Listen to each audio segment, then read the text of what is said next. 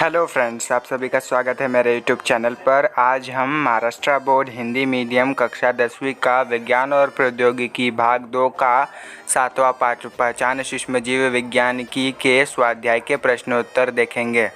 स्वाध्याय का पहला प्रश्न है, दिए गए पर्यायों में से उचित पर्याय चुनकर कथनों को पुनः लिखिए और उनका स्पष्टीकरण लिखिए। का अ लैक्टिक अम्ल के कारण दूध में स्थित प्रथिनों के डैश होने की प्रक्रिया होती है। इसका उत्तर है स्कंदन या जमावट, और इसका स्पष्टीकरण आपको स्क्रीन पर दिखाई दे रहा होगा। आप वीडियो को पॉज करके उसे नोट कर लीजिए। अगला प्रश्न है, प्रोबायोटिक्स खाद्य पदार्थों के कारण आंतों में स्थित डैश जैसे उपद्रवी जीवाणुओं का नाश होता है। इसका उत्तर है क्लोस्ट्रीडियम, और इसका स्पष्टीकरण आपको स्क्रीन पे दिखाई दे रहा होगा। आप वीडियो को पॉज करके उसे नोट कर लीजिए। अगला प्रश्न है, रासायनिक दृष्टि से विनेगर अर्थात डैश है। इसका उत्तर है 4% एसिटिक अम्ल, और इसका स्पष्टीकरण आपको स्क्रीन पर दिखाई दे रहा होगा। आप वीडियो को पॉज करके उसे नोट कर लीजिए। अगला प्रश्न है, कैल्शियम और लौह की कमी को पूरा करने वाला लवण डैश अम्ल से बनाते हैं। इसका उत्तर है ग्लूकानिक अम्ल, और इसका उत्तर आपको स्क्रीन पर दिखाई दे रहा होगा। आप वीडियो को पॉज करके उसे नोट कर लीजिए। प्रश्न दूसरा, उचित जोड़ियां मिलाएं। इसका उत्तर है जाइलिटॉल मिठास देना, साइट्रिक अम्ल अम्लीयता प्रदान करना, लाइकोपीन रंग तथा नाइसिन सूक्ष्मजीव प्रतिबंधक। इसका उत्तर आपको स्क्रीन पर दिखाई दे रहा होगा। वीडियो को पॉज करके उसे नोट कर लीजिए। प्रश्न तीसरा, निम्नलिखित प्रश्नों के उत्तर लिखिए। का अ सूक्ष्म जैविक प्रक्रियाओं द्वारा कौन कौन से ईंधन प्राप्त किए जा सकते हैं? इन ईंधनों का उपयोग बढ़ाना क्यों जरूरी है? इसका उत्तर है शहर, खेत तथा उद्योगों से बड़े पैमाने पर उत्पन्न होने वाले कचरे का सूक्ष्म जैविक अनाक्सी अपघटन करके मीथेन गैस प्राप्त की जाती है। सूक्ष्म जैविक प्रक्रिया के द्वारा यह ईंधन निर्मित किया जाता है तथा सूक्ष्म जैविक प्रक्रिया द्वारा तैयार किए गए ईंधनों का उपयोग करना वर्तमान समय की आवश्यकता है, क्योंकि कुछ वर्षों के पश्चात पारंपरिक ईंधन समाप्त हो जाएंगे। इसी प्रकार जीवाश्म ईंधनों का उपयोग करने से वायु प्रदूषण उत्पन्न होता है। भविष्य काल में ऐसे ईंधनों का विकल्प उपलब्ध नहीं है, इसलिए इन ईंधनों का उपयोग बढ़ाना जरूरी है। इसका उत्तर आपको स्क्रीन पर दिखाई दे रहा होगा। वीडियो को पॉज करके उसे नोट कर लीजिए।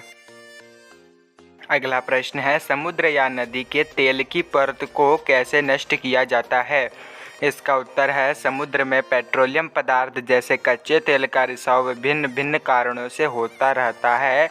यह तेल जलचर प्राणियों के लिए घातक और विषैला सिद्ध हो सकता है। पानी पर फैली हुई तेल की पतली परत को यांत्रिक पद्धति से दूर किया जा सकता है, परंतु यह अत्यंत कठिन कार्य है। इस कारण जैविक पद्धति के द्वारा पानी पर जमी हुई तेल की परत को हटाने के लिए एल्केनिवोरस, बार्क्यूमेंसिस तथा स्यूडोमोनास नामक जीवाणुओं का उपयोग किया जाता है। इसका उत्तर आपको स्क्रीन पर दिखाई दे रहा होगा। वीडियो को पॉज करके उसे नोट कर लीजिए। अगला प्रश्न है, अम्लीय वर्षा के कारण प्रदूषित हुई मिट्टी फिर से किस प्रकार उपजाऊ बनाई जाती है? इसका उत्तर है अम्लीय वर्षा के कारण प्रदूषित मिट्टी को पुनः उपजाऊ बनाने के लिए विशिष्ट प्रजाति के जीवाणुओं का उपयोग किया जाता है। स्वच्छ प्रौद्योगिकी की पद्धति में एसिडोबैसिलस, फेरोऑक्सीडेंस और एसिडिफिलियम प्रजाति के जीवाणुओं का उपयोग किया जाता है। इसका उत्तर आपको स्क्रीन पर दिखाई दे रहा होगा। आप वीडियो को पॉज करके उसे नोट कर लीजिए। अगला प्रश्न है, जैव खेती में जैव कीटनाशकों का महत्व स्पष्ट कीजिए। इसका उत्तर है जैव कीटनाशकों का उपयोग करने से भू प्रदूषण नहीं होता है, जबकि रासायनिक खादों का उपयोग करने से बड़े पैमाने पर भू प्रदूषण होता है। फ्लोरासिटामाइड जैसे रासायनिक द्रव्य वनस्पतियों और पालतू जानवरों के लिए घातक सिद्ध होते हैं। इस द्रव्य के कारण मनुष्य में त्वचा रोग भी उत्पन्न होता है। जीवाणुओं के अतिरिक्त कवक और विषाणुओं की कुछ प्रजातियों का उपयोग जैव कीटनाशकों के रूप में किया जाता है। इसका उत्तर आपको स्क्रीन पर दिखाई दे रहा होगा। वीडियो को पॉज करके उसे नोट कर लीजिए। अगला प्रश्न है, प्रोबायोटिक्स उत्पाद लोकप्रिय होने के क्या कारण हैं? इसका उत्तर है प्रोबायोटिक्स उत्पाद अधिकांशतः दुग्ध उत्पाद हैं। इन उत्पादों में जीवाणु क्रियाशील रहते हैं। ऐसे प्रोबायोटिक्स स्वास्थ्य के लिए लाभदायक होते हैं। प्रोबायोटिक्स के कारण हमारे अन्न नलिका में उपयुक्त जीवाणुओं की संख्या में वृद्धि होती है तथा प्रोबायोटिक्स हानिकारक जीवाणु जैसे क्लोस्ट्रीडियम जीवाणुओं की संख्या को घटाते हैं तथा उस पर नियंत्रण रखते हैं। इसका उत्तर आपको स्क्रीन पर दिखाई दे रहा होगा। वीडियो को पॉज करके उसे नोट कर लीजिए। अगला प्रश्न है, बेकर्स यीस्ट के उपयोग से बनाई गई पाव तथा अन्य उत्पाद पौष्टिक कैसे होते हैं? इसका उत्तर है, पाव बनाते समय आटे में यीस्ट अर्थात सैक्रोमाइसिस सेरेविस मिलाया जाता है। यीस्ट के कारण ही गूथे हुए आटे में किण्वन की प्रक्रिया होती है। व्यावसायिक बेकरी उद्योग में संपीड़ित यीस्ट का उपयोग किया जाता है। घरेलू कामों में सूखे दानेदार स्वरूप वाले यीस्ट का उपयोग किया जाता है। व्यावसायिक उपयोग के लिए यीस्ट को मिश्रित करके गूथे गए आटे में ऊर्जा, कार्बोज, वसा, प्रथिन, अनेक जीवनसत्व तथा खनिज जैसे उपयोगी घटक होते हैं। अनाक्सी किण्वन भी आटे की पौष्टिकता में वृद्धि करते हैं। इस कारण ऐसे आटे से बने हुए पाव और अन्य पदार्थ पौष्टिक होते हैं। इसका उत्तर आपको स्क्रीन पर दिखाई दे रहा होगा। वीडियो को पॉज करके उसे नोट कर लीजिए। अगला प्रश्न है, घरों के कचरे का विघटन ठीक से होने के लिए कौन सी सावधानी बरतनी आवश्यक है? इसका उत्तर है, घर के कचरे में जैव अपघटनशील तथा जैव अनअपघटनशील पदार्थ हो सकते हैं। सामान्यतः जैव अपघटनशील तथा जैव अनअपघटनशील कचरे को क्रमशः गीला और सूखा कचरा कहते हैं। अतः इन दोनों प्रकार के कचरे को ठीक ढंग से अलग अलग करना चाहिए। इस प्रकार के कचरे को अलग अलग करने के पश्चात प्रत्येक प्रकार के कचरे को 2 भिन्न भिन्न पात्रों में भर देना चाहिए। जैव अनअपघटनशील पदार्थों का पुनर्उपयोग करना चाहिए या उन्हें पुनर्चक्रीकरण के लिए भेज देना चाहिए। जैव अपघटनशील पदार्थ प्राकृतिक रूप से अपघटित हो जाते हैं। अतः उचित सावधानी लेने पर ही हम घरेलू कचरे का उचित ढंग से अपघटन कर सकते हैं। उत्तर आपको स्क्रीन पर दिखाई दे रहा होगा। वीडियो को पॉज करके उसे नोट कर लीजिए। अगला प्रश्न है, प्लास्टिक की थैलियों का उपयोग करने पर प्रतिबंध लगाना आवश्यक क्यों है? इसका उत्तर आपको स्क्रीन पर दिखाई दे रहा होगा। वीडियो को पॉज करके उसे नोट कर लीजिए। प्रश्न चौथा, नीचे दिए संकल्पना चित्र को पूरा कीजिए। प्रक्रिया के बाद प्राप्त निष्कासित जल, घरेलू गंदा पानी। इसका उत्तर है स्वच्छता, सुरक्षित पानी, बायोगैस संयंत्र में उपयोग, पदार्थ का खाद के रूप में उपयोग। इसका उत्तर आपको स्क्रीन पर दिखाई दे रहा होगा। वीडियो को पॉज करके उसे नोट कर लीजिए। प्रश्न पांचवा, वैज्ञानिक कारण लिखिए का औद्योगिक सूक्ष्मजीव विज्ञान में उत्परिवर्तित प्रजातियों का उपयोग बढ़ गया है। इसका उत्तर आपको स्क्रीन पर दिखाई दे रहा होगा। वीडियो को पॉज करके उसे नोट कर लीजिए। अगला प्रश्न है, अपमार्जकों में सूक्ष्म जैविक प्रक्रियाओं से प्राप्त प्रकीर्णों मिलाए जाते हैं। इसका उत्तर है, अपमार्जकों में सूक्ष्म जैविक प्रकीर्णों मिश्रित करने से अपमार्जक अत्यंत प्रभावशाली ढंग से कार्य करते हैं। इससे अपमार्जकों की कारक क्षमता बढ़ जाती है। कम तापमान पर ही कपड़ों का मैल निकालने की प्रक्रिया आरंभ हो जाती है। इसलिए अपमार्जकों में सूक्ष्म जैविक प्रक्रिया से प्राप्त प्रकीर्णों मिलाए जाते हैं।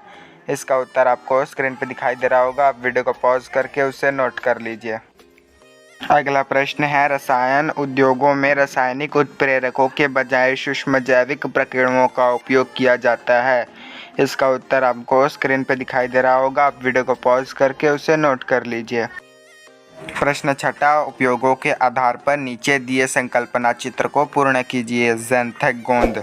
इसका उत्तर है रंग, खाद, अपतृणनाशक, कपड़ों के रंग, उत्तम गुणवत्ता का कागज़, टूथपेस्ट। उत्तर आपको स्क्रीन पर दिखाई दे रहा होगा। वीडियो को पॉज करके उसे नोट कर लीजिए। प्रश्न सातवां, पर्यावरणीय व्यवस्थापन के संदर्भ में नीचे दिए संकल्पना चित्र को पूर्ण कीजिए। सूक्ष्मजीव। इसका उत्तर है तेल का रिसाव, जैव ईंधन, घरेलू गंदे पानी का व्यवस्थापन, भूमि भरण, बायोगैस और कंपोस्टिंग तथा जैव कीटनाशक, सूक्ष्म जैविक टीका। इसका उत्तर आपको स्क्रीन पर दिखाई दे रहा होगा। वीडियो को पॉज करके उसे नोट कर लीजिए। प्रश्न आठवां, निम्नलिखित प्रश्नों के उत्तर लिखिए का कंपोस्ट खाद के निर्माण में सूक्ष्मजीवों का योगदान क्या है? इसका उत्तर है सूक्ष्मजीव कार्बनिक पदार्थों का प्राकृतिक रूप से अपघटन करते हैं। जब कुछ जीवाणु और कवक कार्बनिक पदार्थों का अपघटन करते हैं तब इस अपघटन द्वारा उत्पन्न अकार्बनिक पदार्थ पुनः प्रकृति में विलीन हो जाते हैं तथा इस प्रकार कंपोस्ट खाद सूक्ष्मजीवों द्वारा पुनः चक्रीकरण की प्रक्रिया द्वारा बनाए जाते हैं। इसका उत्तर आपको स्क्रीन पर दिखाई दे रहा होगा। वीडियो को पॉज करके उसे नोट कर लीजिए। अगला प्रश्न है, पेट्रोल और डीजल में इथेनॉल मिलाने के क्या लाभ हैं? इसका उत्तर आपको स्क्रीन पे दिखाई दे रहा होगा। वीडियो को पॉज करके उसे नोट कर लीजिए। अगला प्रश्न है, ईंधन प्राप्ति के लिए किन वनस्पतियों को उगाया जाता है? इसका उत्तर है गेहूँ, मक्का, शलजम, गन्ना तथा गन्ने के शीरे या चोटे से इथेनॉल नामक ईंधन प्राप्त किया जाता है। जैव डीजल नामक ईंधन प्राप्त करने के लिए सोयाबीन, तोरिया बीज, जट्रोपा, महुआ, अलसी, सूरजमुखी, पाम, जूट और कुछ प्रकार के शैवालों की खेती की जाती है। इसका उत्तर आपको स्क्रीन पर दिखाई दे रहा होगा। वीडियो को पॉज करके उसे नोट कर लीजिए। अगला प्रश्न है, जैव द्रव्यमान से कौन कौन से ईंधन प्राप्त किए जाते हैं? इसका उत्तर है जैव द्रव्यमान से मुख्यतः बायोगैस और बायोडीजल नामक ईंधन प्राप्त किए जाते हैं। इसका स्पष्टीकरण तथा उत्तर आपको स्क्रीन पर दिखाई दे रहा होगा। वीडियो को पॉज करके उसे नोट कर लीजिए।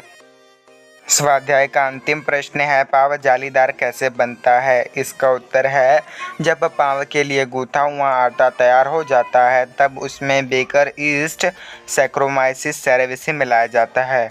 यह बेकर ईस्ट गूथे हुए आटे में अनाक्षिक किण्वन प्रक्रिया शुरू करते हैं। परिणाम स्वरूप कार्बन डाइऑक्साइड CO2 तथा इथेनॉल निर्मित होते हैं। CO2 के कारण गूथा हुआ आटा फूलता है तथा भूनने के बाद इसमें से CO2 निकल जाती है। इसके पश्चात पाव जालीदार बनता है। उत्तर आपको स्क्रीन पे दिखाई दे रहा होगा। वीडियो को पॉज करके उसे नोट कर लीजिए। अगर आप साइंस 2 के सभी पाठों के स्वाध्याय के प्रश्नोत्तर की वीडियो की प्लेलिस्ट देखना चाहते हैं तो आप लेफ्ट वाली वीडियो देख सकते हैं तथा साइंस 1 के सभी पाठों के स्वाध्याय के प्रश्नोत्तर की प्लेलिस्ट की वीडियो अगर आप देखना चाहते हैं तो आप राइट वाली वीडियो देख सकते हैं।